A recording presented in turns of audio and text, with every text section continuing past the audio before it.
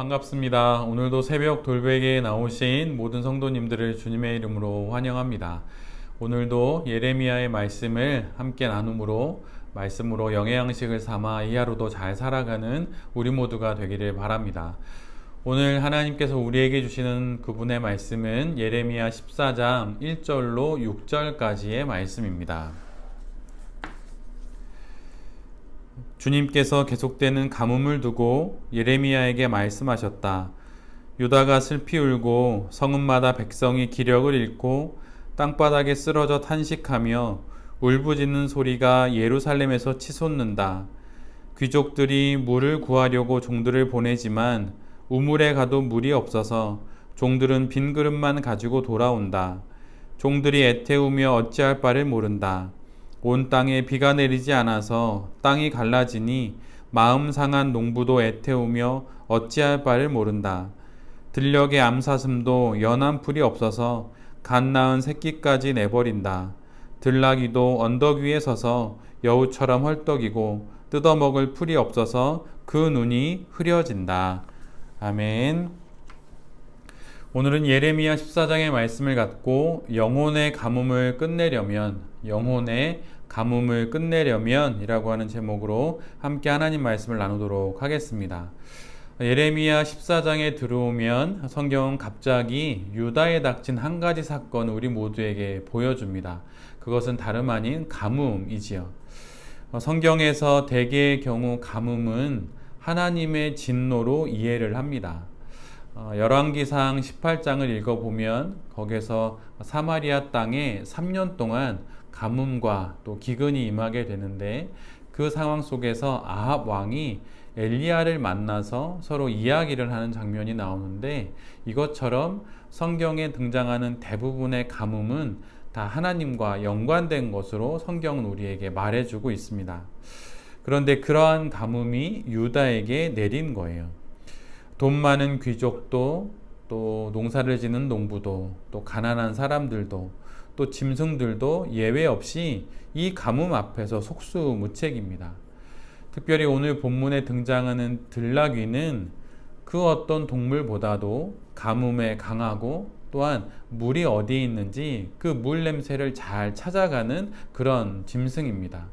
그런데 이번 가뭄 앞에서는 들나귀 역시 속수무책이에요. 즉 지위고하를 막론하고 사람과 동물을 구별하지 않고 모든 생명들이 이 가뭄 앞에서 아무것도 할 수 없게 됩니다. 육사자책이라고 하는 그런 말이 있어요. 6가지의 일, 스스로 자신을 뒤돌아보는 그런 일이라고 해서 육사자책이라고 하는데 사실 이것은 6가지의 일을 스스로 반성한다는 의미가 있습니다. 이 말은 중국의 고대 국가인 은나라의 탕왕이 그 은나라에 7년간 큰 가뭄이 들게 되는데 그때 나라의 법규 기록을 맡고 있는 관리인 태사가 탕왕에게 이 가뭄을 해결하기 위해서 이렇게 해야 합니다 라고 하는 그런 제안을 받게 돼요. 근데 그때 태사가 탕왕에게 했던 제안은 무엇이냐면 기우제를 지내고 인신공양을 하자고 인신공희를 하자고 그렇게 이야기를 합니다. 즉 산 사람을 희생제물로 바치는 것을 건의하게 돼요. 그런데 그러자 그때 탕왕은 이를 거부합니다. 그리고 이렇게 말을 하죠. 하늘에 빌어서 살리려고 하는 대상이 백성인데 어찌 그 백성을 죽일 수 있는가 라고 말하면서 오히려 내가 희생되어야 한다 이렇게 이야기를 합니다. 그리고 그 뒤 탕왕은 스스로 자신의 몸을 정갈하게 하고 흰 띠를 몸에 두르고 상림의 들에 나가서 하늘의 6가지 이유의 자책을 하며 기도를 드리게 됩니다. 스스로 자신의 6가지의 삶을 돌아보면서 자신을 자책하며 하늘에 기도를 드리는 거예요. 그런데 그 6개의 기도가 채 끝나기도 전에 하늘에서 큰 비가 내렸다고 합니다. 그래서 이때 탕왕이 하늘을 향해 자기 스스로 했던 6가지의 자책을 육사자책이라고 그렇게 이야기를 하죠. 그 6가지의 내용은 다음과 같습니다. 정치가 알맞게 조절되고 있는가? 백성들이 직업을 잃고 있지는 않은가? 궁실이 너무 화려한 것은 아닌가? 여자들의 치맛바람이 심한 것은 아닌가? 뇌물이 성행하는 것은 아닌가? 마지막 6번째는 아첨하는 사람이 들끓진 않는가? 라고 하는 이런 6가지의 내용을 육사자책이라고 합니다. 한 나라의 통치자란 원래 이뤄야 하는 것이죠. 그 나라에 무슨 일이 벌어지면 가뭄이 생기거나 만약 어떤 기근이 생기거나 아니면 어떤 홍수가 생기거나 그러면 누군가를 탓할 것이 아니라 자신을 돌아보면서 하늘을 향해서 신을 향해서 이렇게 기도해야 하는 것이죠. 최근 우리나라에서 벌어진 여러 불행한 사건과 또 사고들에 대한 대통령과 정부 그리고 정치인들의 모습을 보면 씁쓸하기 그지없습니다. 그런데 이런 극심한 오늘 본문에 등장하는 가뭄 앞에서도 유다는 스스로 자신을 돌아보지 않아요. 스스로 자신의 육사자책을 하지 않고 오히려 왜 하나님은 이 모든 어려운 가뭄의 상황에 마치 강 건너 불구경하듯 그렇게 구경하냐고 하나님께 따져 묻습니다. 왜 나그네처럼 행사하냐고, 왜 하룻밤 유다에 묵고 지나가는 행인처럼 행동하냐고 하나님을 추궁합니다. 그런데 참으로 어이없는 일이지요. 유다는 여전히 하나님께 자신들의 모든 불행의 원인과 또 고통의 이유를 떠넘깁니다. 앞에서 분명히 이 모든 일들의 원인이 유다가 스스로 우상을 섬겼기 때문에 일어난 일이라고 말씀해 주셨음에도 불구하고 그것을 깨닫지 못합니다. 신앙의 육사자책을 하기보다는 하나님을 탓하고 그렇게 하나님에게 모든 책임을 떠넘기는 그러한 모양이 바로 오늘 본문의 유다의 모습입니다. 신앙생활을 살아가면서 우린 여러 삶의 위기와 또 신앙의 침체 이런 것들을 맞이할 수가 있죠. 근데 그 모든 상황 속에서 우리가 보여야 할 태도는 순간의 위기 모면을 위한 유다와 같은 어떤 기만적인 말과 행동이 아니라 하나님 앞에서의 진실된 기도입니다.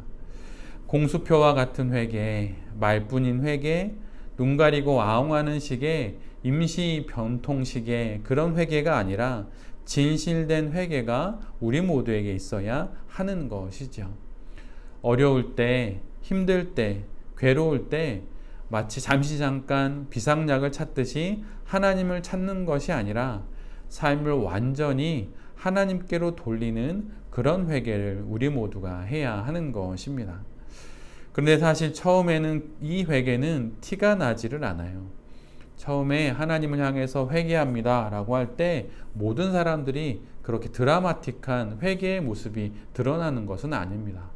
하루, 이틀, 한 주, 두 주, 1년, 2년 그렇게 하나님을 향해 점점점 기울어져 가게 되는 것, 그래서 마침내 하나님 앞에서 참된 회개까지 이르게 되는 것이 바로 신앙 인생에서의 회개라고 하는 것이죠.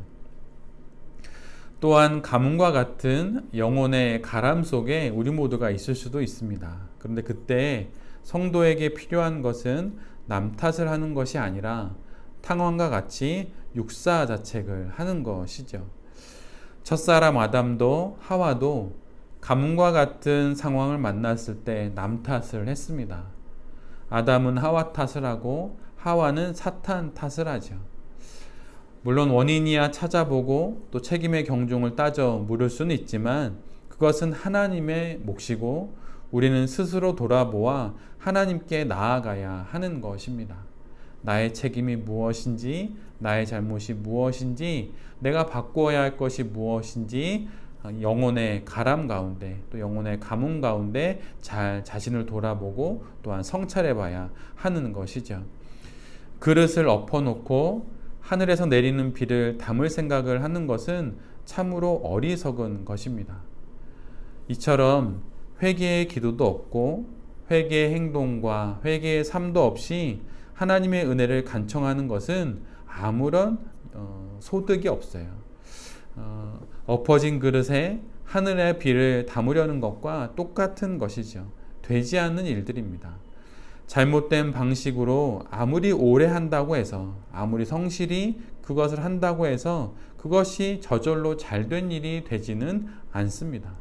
잘못되었으면 그 방식을 바꾸어야 하는 것이죠. 그릇을 바로 뒤집어 놓아야 하는 것입니다. 영혼의 가뭄의 때를 만나면 우리는 대부분 불안하게 됩니다. 불안은 그리고 또한 대부분 나쁜 것이라고 생각을 하죠. 그러나 이 불안은 좋은 것이에요. 영혼의 가뭄의 때에 불안을 느끼는 것은 좋은 것입니다. 참된 신앙은 성도를 경직되지 않게 합니다. 또한 강박적으로 이끌지 않아요. 그러나 잘못된 일들 앞에서 불안해하는 것은 마치 위험을 알리는 경보기처럼, 또한 깜빡이는 비상등처럼 우리에게 유익한 것입니다. 그러기에 영혼의 가뭄의 때가 된다면, 그래서 우리의 영혼에 가람이 있어서 마음에 불안함이 있다면 하나님께서 우리를 향해 돌아오라고 말씀하시는 하늘의 메시지로 알고 하나님을 향해서 우리 모두가 돌아서야 할 것입니다. 우리가 잘 알고 있는 찬송 중에 빈들의 마른 풀같이 라고 하는 찬송가가 있지요. 그 찬송의 3절은 다음과 같은 가사입니다.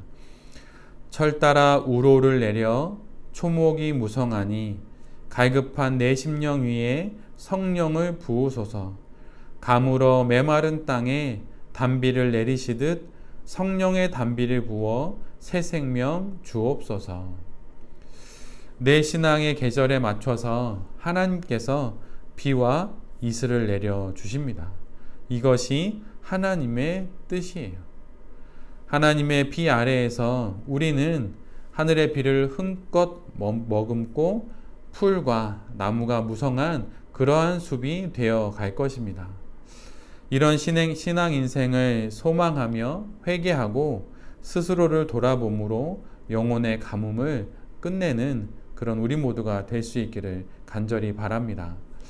무더운 여름이 계속 지속되고 있습니다. 그런데 더위를 핑계 삼지 말고 다시 힘을 내어서 우리 영혼의 가뭄을 끝내게 되는 그런 새벽 돌베개의 모든 성도님들과 또 이 말씀을 전하는 제 자신이 될 수 있기를 간절히 기도드립니다.